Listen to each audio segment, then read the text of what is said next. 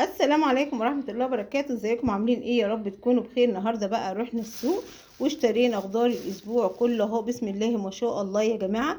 اشترينا خضار الاسبوع كله زي ما انتم ما شايفين اهو ب100 جنيه.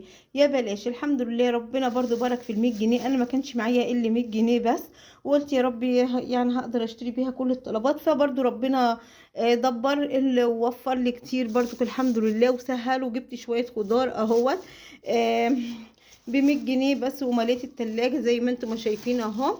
طبعا كل بلد يا جماعة لها سوق معين، يعني مثلا في ناس سوقها الاربع، في ناس سوقها الخميس، احنا كان سوقنا التلات النهارده. فطبعا يوم سوق التلات دوت بيبقى متوفر فيه الخضار الرخيص والغالي. يعني مثلا ممكن تلاقي خضار القوطة ب25 جنيه، وممكن تلاقيها ب10 جنيه، وممكن تلاقيها ب15 جنيه. كل حاجة على قد متناول ايديكي. وطبعا النهارده رحت السوق برضو، كانت القوطة كانت ب25 جنيه بره، لقيتها في السوق ب15 جنيه، والوسط ب10 جنيه، يعني جبتها ب15 جنيه اللي هي القوطة الوسط. فطبعا في كل بتروحي السوق بتلاقي الحاجة الغالية والحاجة الرخيصة كله في متناول ايديكي. يعني لو معاكي 50 جنيه ربنا بيرضيكي برضو، وبتقدري تشتري كل طلباتك او زي ما انتم ما شايفين. فبرضو ربنا بارك في ال100 جنيه واشتريت طلبات كتيرة زي ما انتم ما شايفين. طبعا يوم التلات احنا النهارده كان سوقنا التلات، فاحنا ارياف، احنا عندنا ارياف وكده. فكان سوقنا النهارده الخميس، فروحت اشتريت برضو شويه الطلبات دولت. التلات كان سوقنا التلات النهارده، فروحت اشتريت كل طلبات السوق زي ما انتم ما شايفين كده. اشتريت خضار الاسبوع كله ووفرت، يعني كانت الاسعار في متناول ايديا الحمد لله.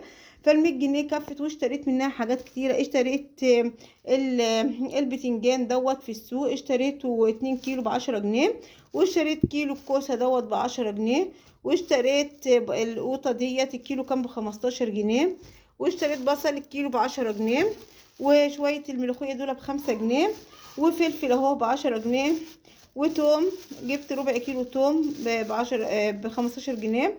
يعني الحمد لله ربنا دبر ال100 جنيه وبارك في ال100 جنيه، ووفرت كتير الحمد لله، ومليت التلاجة وجبت ملوخية وقرون فلفل اهو شايفين. بسم الله ما شاء الله بارك ربنا في ال100 جنيه. يا جماعة شايفين، يعني ربنا بارك الحمد لله في ال100 جنيه اللي احنا معانا، واشترينا وملينا التلاجة ووفرت. اشترينا توم. طبعا يا جماعة سوق التلات ده بتبقى الحاجات متخفضة فيه برضو، ده يعني بيبقى السوق دوت فيه الحاجات الغالية والرخيصة، وفيه كل حاجة في متناول ايديكي، يعني في الغالي والرخيص وايه، وبتقدر تشتري كل حاجة. وطبعا في الحاجات الغالية، يعني في ناس مثلا معاها 1000 جنيه ممكن تروح تشتري بيها، يعني في ناس معاها 500 جنيه، وانا الحمد لله الحمد لله كان معايا 100 جنيه، فبتقدري تشتري كل حاجة على قد متناول ايديكي. كل حاجة بس ربنا بيبارك والله يا جماعة. 100 جنيه اشتريت بيها كل الطلبات دي، ومليت التلاجة وكمان وفرت. يعني بص اهو فلفل اهو، شايفين الفلفل جميل اهو بسم الله ما شاء الله.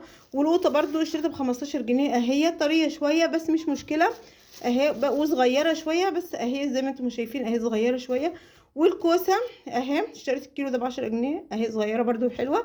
يعني كل حاجة بتبقى في متناول ايديكم يا جماعة، فربنا والله العظيم بيبارك برضو بيبارك برضو والحمد لله. فبدل ما كانش معايا ان انا اشتري كيلو توم، اشتريت ربع كيلو، يعني شوية كده ب10 جنيه.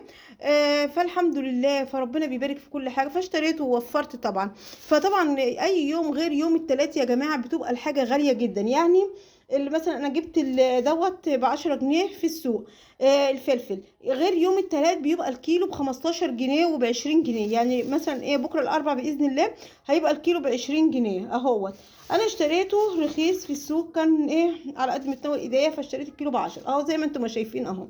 فالحمد لله ربنا بيبارك في كل حاجة يا جماعة زي ما انتم ما شايفين اهوت. اشترينا ووفرنا والحمد لله، واشترينا شوية خضار حلوين زي ما انتم ما شايفين اهو، ربنا يزيد ويبارك يا رب. فقولوا لي بقى رأيكم ايه في الفيديو بتاعنا دوت، انا اتغلبت ولا ايه؟ وقولوا لي الاسعار بتاعتكم، وكل واحد يكتب لي لايك وتعليق حلو ويكتب لي يقول لي بقى ان انا فعلا يعني جبت الخضار بتاعي كان حلو ولا ايه. وقولوا لي رايكم ايه في الفيديو بتاعنا، واتمنى الفيديو يعجبكم. ما ننساش اللايك والاشتراك في القناه عشان يوصل لكم مننا كل جديد، واستنظرونا في فيديو جديد ان شاء الله. مش عايزه اطول عليكم الفيديو يا حبايبي اكتر من كده. يلا سلام اهو شايفين.